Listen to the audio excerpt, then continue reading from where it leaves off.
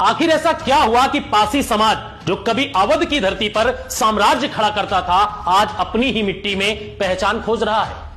क्यों लखनऊ जैसी राजधानी के नाम से जुड़े अपने ही नायक महाराजा लाखन पासी इतिहास की किताबों से गायब हो गए? क्या वाकई लखनऊ की नींव किसी नवाब ने रखी थी, या उस योद्धा ने जिसने जंगलों में अपना साम्राज्य गढ़ा, अपने लोगों को सम्मान दिया और अंत में अपने खून से इस धरती को सींच दिया? कहानी शुरू होती है 10वीं सदी की उस रहस्यमयी रात से, जब गोमती नदी के किनारे एक बच्चे की किलकारी गूंजी और अवध की मिट्टी ने एक शेर को जन्म दिया। वो रात किसी आम रात जैसी नहीं थी।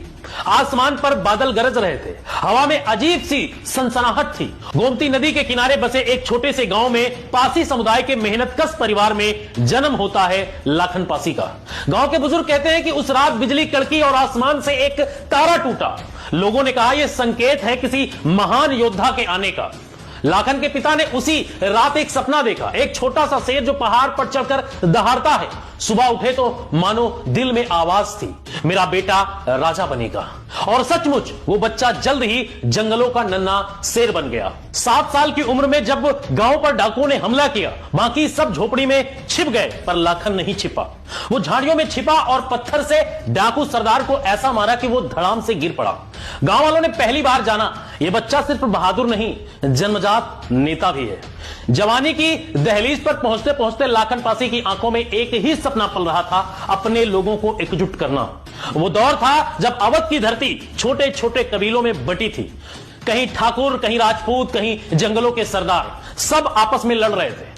लाखन ने अपने आसपास के गांवों को संगठित करना शुरू किया। धीरे धीरे उनके पास एक छोटी मगर अदम्य फौज खड़ी हो गई, फौज जो सिर्फ जमीन के लिए नहीं, सम्मान के लिए लड़ती थी। एक दिन लाखन गोमती नदी के किनारे एक ऊंचे टीले पर खड़े होकर बोले, यह जगह सिर्फ जंगल नहीं रहेगी, यहां एक नगर बनेगा जो हमारे स्वाभिमान का प्रतीक होगा। यहीं से शुरू हुआ निर्माण लखन कोट का। 1.5 किलोमीटर लंबा, 20 मीटर ऊंचा, चारों ओर खाई से घिरा अभेद्य किला।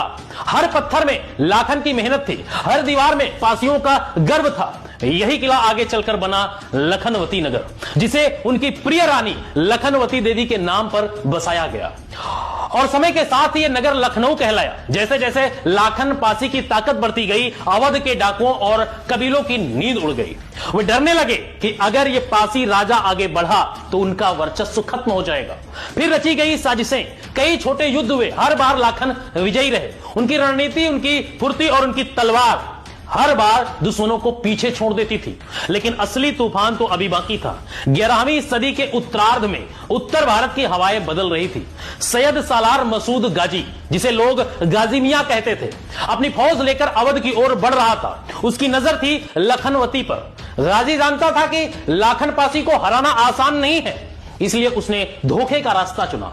उसने अपने 2 सेनापति सैयद हातिम और सैयद खातिम को भेजा, जिन्होंने जासूसों से खबर ली किला कितना बड़ा है, पानी कहां से आता है और कौन है उनका मित्र, कौन है उनका शत्रु। उन्हें पता चला कि लाखन पासी की दोस्ती कसमंडी के राजा कंस से थी। दोनों की मित्रता दुश्मनों के लिए खतरा थी। गाजी ने तय किया, अगर इन्हें अलग कर दिया जाए तो लखनवती मेरी होगी। उसने हमला करने का दिन चुना, होली का, जब लखनवती रंगों में डूबी थी। जब फौज आराम कर रही थी, गाजी की सेना गोमती किनारे से बढ़ चली। ढोल की थाप, रंगों की महक और बीच से गूंजती घोड़ों की टापे। और अचानक किले की दीवारों पर मशाले जल उठी। पहरेदारों ने चिल्लाकर कहा, महाराज दुश्मन आ रहा है। लाखन पासी ने अपनी तलवार उठाई, कवच पहना और कहा, आज होली का रंग खून से रंगेगा। फिर शुरू हुआ युद्ध, ऐसा युद्ध जो अवध ने पहले कभी नहीं देखा था। लाखन पासी अपने घोड़े पर सवार हुए, तलवार बिजली की तरह चमकती थी। उनके हर वार से दुश्मन कांपता था। जंगल की छांव में लाखन ने रणनीति रची, दुश्मनों को भटकाना, खाई से पार फंसाना और अचानक वार करना। शुरुआत में जीत उनके साथ थी, मगर गाजी की फौज भारी थी और उसके पास छल का हथियार था। जब युद्ध चरम पर था, तब गाजी के एक सैनिक ने पीछे से धोखे से वार कर दिया। तलवार लाखन की गर्दन पर लगी और वो सिर धड़ से अलग हो गया। लेकिन इतिहास कहता है कि उनका सिर गिरा पर धड़ रुका नहीं। सिरहीन लाखन पासी ने दोनों हाथों से तलवार उठाई और घोड़े पर सवार होकर दुश्मनों को काट डाला। गाजी की सेना हिल गई, उनकी तलवार हवा में चमकती रही और सैकड़ों सैनिक धराशायी हो गए। फिर वो धड़ वही गिर पड़ा जहां आज भी एक जगह है जिसे लोग सरकटा नाला कहते हैं। युद्ध चौपटिया के पास अकबरी दरवाजे के निकट हुआ था। लाखन पासी की सेना ने आखिरी सांस तक लड़ाई लड़ी, मगर गाजी की फौज ने किला जीत लिया। वो रात लखनवती की आखिरी रात थी, पर पासी समुदाय के दिलों में वो आग आज भी जल रही है। अंग्रेजों के शासन में जब इस क्षेत्र का इतिहास दर्ज किया गया, तब कई दस्तावेज में लिखा गया कि लखनऊ की नींव महाराजा लाखन पासी ने रखी थी। 1940 के दशक में ब्रिटिश स्कूलों की किताबों में बच्चे पढ़ते थे लाखन पासी ने लखनवती बसाई, यानी लखनऊ जो आगे चलकर लखनऊ कहलाया। लेकिन आजादी के बाद यह सच्चाई धीरे धीरे गायब कर दी गई।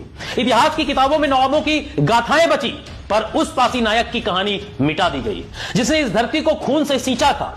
आज हम लखनऊ की सड़कों पर चलते हैं तो शायद ये नहीं जानते हैं कि मिट्टी किसी नवाब की नहीं बल्कि एक दलित योद्धा की थी।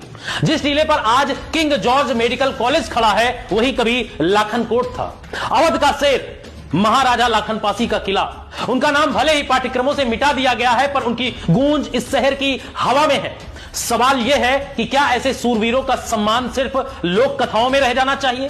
क्या हमारे बच्चों को नहीं पता होना चाहिए कि लखनऊ की नींव एक दलित राजा, जो उस समय के छत्री कहे जाते थे, उन्होंने रखी थी, जिसने तलवार नहीं अपने खून से इतिहास लिखा था? सोचिए, जब अगली बार आप लखनऊ की गलियों से गुजरे तो याद रखिए, यह धरती किसी नवाब की नहीं, उस वीर पासी की है जिसने अपना सिर दे दिया, लेकिन आत्मसम्मान नहीं।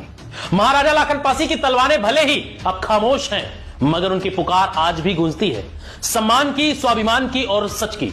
फिलहाल इस वीडियो में इतना ही।